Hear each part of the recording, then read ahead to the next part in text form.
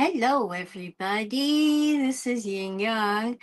I found a book to read called The Secret of Happiness by Greg S. Reid.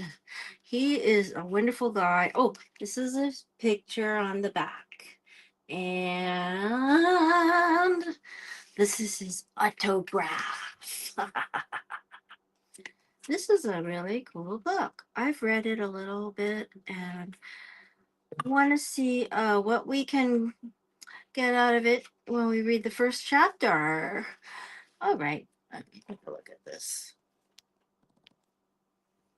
It's been said, he says, that we are a reflection of the people we hang around most, and our income, attitude, and lifestyle is an average of that tribe. To check this hypothesis, we assembled an amazing group of individuals from all walks of life to go on a 2-year journey. This is what he says. We spoke to actors, musicians, authors, island kahunas, monks, and intellects to discover one simple truth. Often profound and sometimes contradictory, our discoveries led us to the knowledge and epiphanies that unfold in The Secret of Happiness, an enlightening parable that follows our quest to answer the greatest question of all time. What is the secret of happiness? And better for Clark. Greg S. Reid is a renowned speaker, entrepreneur, filmmaker, and best-selling author. His projects include Millionaire Mentor, 3 Feet from Gold, Wealth Made Easy, and Wishman, a movie about Frank Shankwitz, the founder of the Make-A-Wish Foundation. Greg S. Reid, www.bookgreg.com. BOOKGREG.com. National bestseller. The Secret of Happiness. Yin Yang, keep smiling. The Secret of Happiness. Let's see. Special thanks go to, this is in appreciation. Special thanks go to our exclusive happiness mastermind, who contributed ideas and story direction as well as insights along our 2-year journey. These people have left an indelible mark in the world of personal development and should be acknowledged for such. Angelica Ulsperger, that's Ullsperger, and Angelica is spelled with a K in there. Oscar Silva, Eric Power, Felipe Manriquez, Felipe is with an F, Gary McDermott, Lisa Williams, Nadia Linda Hall, Mary Frances Buckland, and Sophia Olivas. A special shout out to those who believed in the journey when we first began: Jasmine Zhang, Zhang, Teresa Goss, Billy Ciordia, and Morgan Rudnick. I've spoken to a lot of these people. Chapter 1. Winter, with its shorter days and lack of sunshine, had never been Haley's favorite time of year. Her mood always seemed to mirror the gray, overcast skies as each day melted into the next, and those days turned into weeks, and weeks turned into long months. The warm return of spring seemed like an eternity, and now she had to admit that even the promise of sunny days didn't brighten her spirit like it used to. This particular Monday was the perfect example as she prepared to start her work week as a marketing assistant. A cold drizzle had been falling that morning when she left her apartment, which she'd won in a messy divorce battle that went on for more rounds than a championship fight. She almost gave in because her heart couldn't take another round. The small consulting firm had hired her a couple of years before, and she gladly accepted the position. She saw it as a stepping stone to a promising career, considering she was a stay at home wife for most of her adult life. The owners had assured her that their business was booming. They said that she would receive more opportunities to learn and grow with them than if she was at a larger firm where she'd have more competition and would likely be at the bottom of the totem pole. From day one, Haley had thrown herself into the job, asking questions at every turn and volunteering for the most mundane and sometimes most difficult tasks. While it wasn't exactly her dream job, the pay was good and being a newbie was even better than she'd expected. She was surprised she was given the job, considering her resume was sparse, and the only marketing experience she'd had at the time of being hired was her college internship with a not for profit organization. After 2 years, Haley had built strong and meaningful relationships within the company and considered herself to be part of the work family, quote unquote. As a member of the team, she had always believed she was in the know. As so it came as a shock. Hello, Riley Leslie's. So it came as a shock when the owners called a meeting that morning announcing that business had come upon hard times. Although they had tried to remain afloat, there was no option but to close their doors. Walking the 12 blocks back to her newly renovated apartment building, Haley noticed that even though the rain had stopped, she felt gloomier than she had earlier. When she had left that morning, she had a job and an income. Now she had 2 weeks of severance pay and unemployment compensation, benefits of which the owners had reminded their employees about as if that would make everything better. Far from it, she thought, as she walked through her apartment building's open doors past JB, the middle-aged doorman. They must have assigned him as a new amenity to the reopened structure.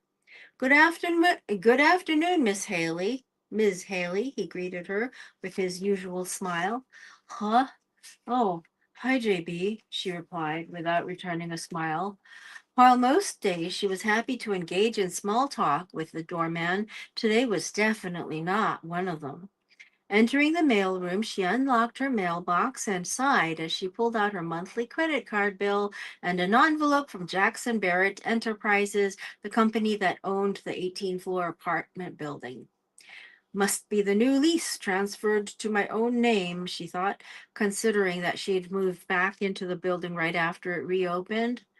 At the time, she considered herself lucky to earn enough to afford on her own an apartment in the newer high rise in a neighborhood that catered to young adults like her. Her previous salary wasn't impressive by any means, but with a few small sacrifices, she was able to afford the slightly higher rent. This afforded her safety and security amid a growing waiting list of applicants who wanted to live in a desirable neighborhood, including her former husband. It wasn't until later that evening that she opened the envelope and was faced with a double whammy. It was a 3-month notice that her rent would be increasing, quote, due to rising costs, maintenance, and personnel fees, end quote. She felt a sinking feeling wash over her. The next morning, she took a deep breath before revisiting the events of the previous day and glanced at the notice one more time. Talk about kicking me when I'm down. What else could go wrong? She muttered out loud. Frustrated, she pulled her wavy brown hair into a messy ponytail and slung her bag over her shoulder.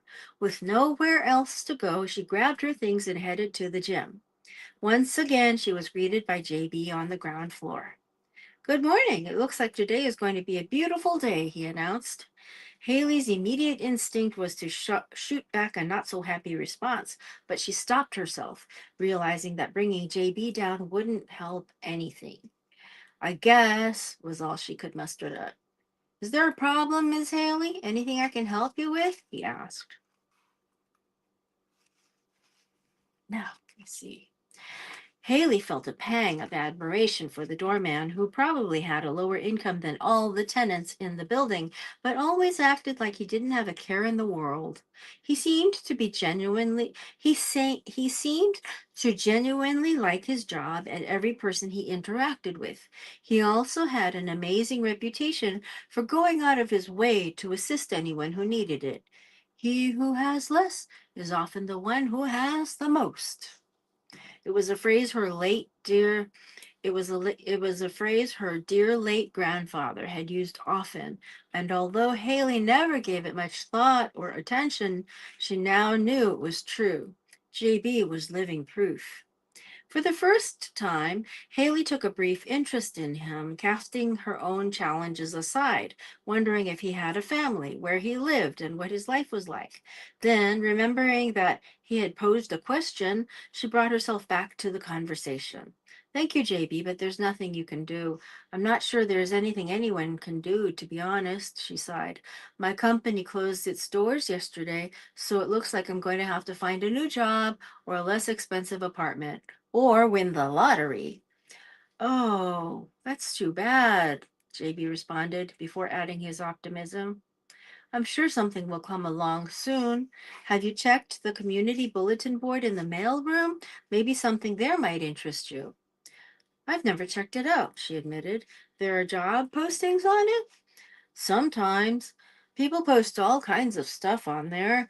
You never know what you're going to find, he replied. Then he reached inside the breast pocket of his impeccable uniform jacket and pulled out a neatly folded section of the daily newspaper. In the meantime, help yourself to this, he said, handing it to her. Thank you, JB, Haley said, touched by his generosity. My pleasure, he nodded with a smile as he tipped his hat and held the doors open for her. As she turned her head to thank him once again, she paused to ask him a pressing question. JB, how do you do it? This book is The Secret of Happiness by Greg S. Reid. This is a wonderful author. It's official. It's an interesting name you've got there. JB, how do you do it? Do what? He asked. Stay so happy and upbeat all the time. There's always a smile on your face, and I've never once heard you complain, she noted. You're welcome. It's easy, Ms. Haley. Once you know what makes you happy. You see, happiness is a choice. And once you find what makes you happy, you can choose to be happy all the time. That's the hard part, JB, finding what makes me happy. How do I do that? It's like a secret that nobody ever shares, she said. I assure you that happiness is not a secret, the doorman responded. Then what is happiness? If I don't know what it is, how will I ever know that I've found it? She asked. I can't tell you what your secret of happiness is. Secret of happiness is. Only you can answer that, but I can assure you that you'll know once you find it. It'll happen. You'll see. His words were backed up with a somewhat mysterious yet knowing smile. Just what does he know that I don't? Haley wondered as she walked down the block. She was so distracted by her thoughts, she was unaware that her earlier frustration had been replaced by a small smile. Thank you. As she glanced at the writing on a small billboard advertisement promoting a local comedy club, her smile grew wider. People are about as happy as they make up their minds to be. Abe Lincoln. Well, what do you know? She audibly laughed out loud. It must be a sign.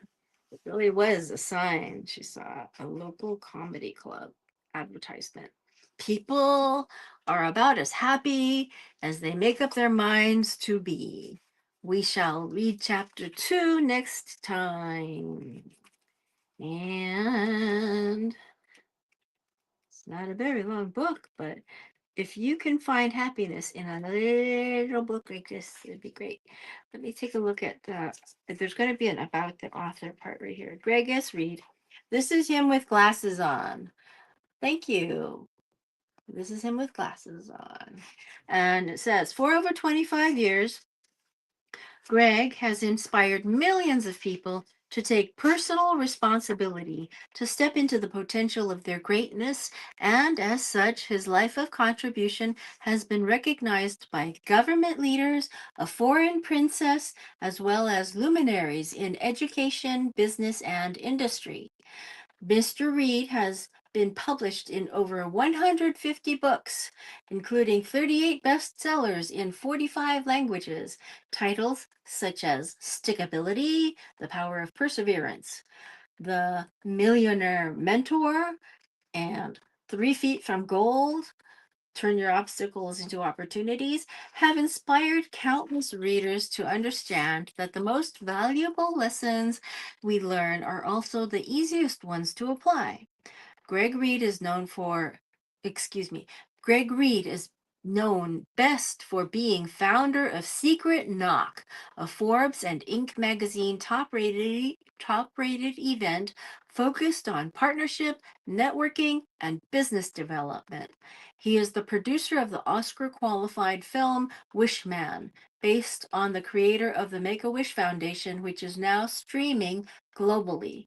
For his work in mentoring youth in his hometown of San Diego, Mr. Reid was honored by the White House, where a former president commended Greg for his work for positively working with youth through a local mentorship program.